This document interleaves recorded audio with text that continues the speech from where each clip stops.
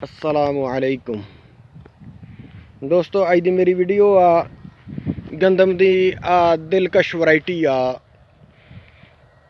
दिलकश वैरायटी इस साल मैं तकरीबन 5-6 वैरायटियां काश्त कीतियां सी।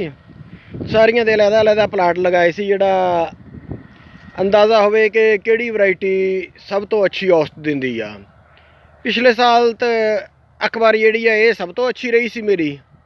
इस साल देखते हैं कि किहड़ी इस चो सब तो अच्छी रही है। तो दिलकश जी है ना वैरायटी, ये मैनू बहुत पास आई आ।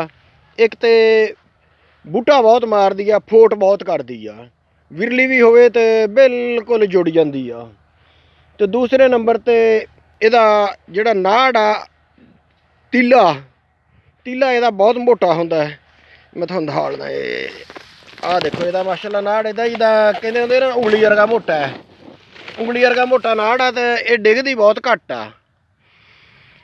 ते इहदा छिट्टा भी माशाअल्लाह हुण छिट्टा कड्ढण डई आ। देखो छिट्टा माशाअल्लाह बहुत वड्डा छिट्टा है।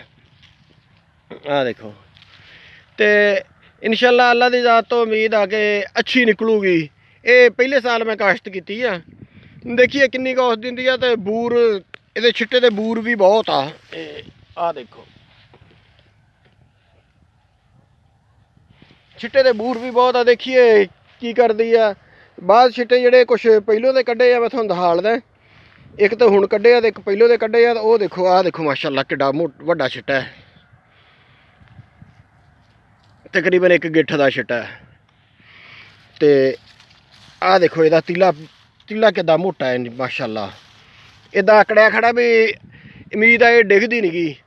तो हैगी इन्नी संघनियां विचों दी कोई शायद लंघ नहीं सकती। बहुत संघनियां लौन बहुत है ये। तो हुण छिट्टे कड्ढण डई आ। तकरीबन खुराक दी बंद करती है। 1.5 बोरी DAP ते 2 यूरिया पाई है सारिਆਂ ਨੂੰ, हर सीड नूं ही इन्नी खाद दित्ती आ।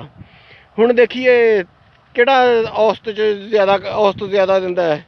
मेरे अंदाजे तो देखण नूं तो इहदा छिट्टा सब तो अच्छा है दिलकश दा, है ना।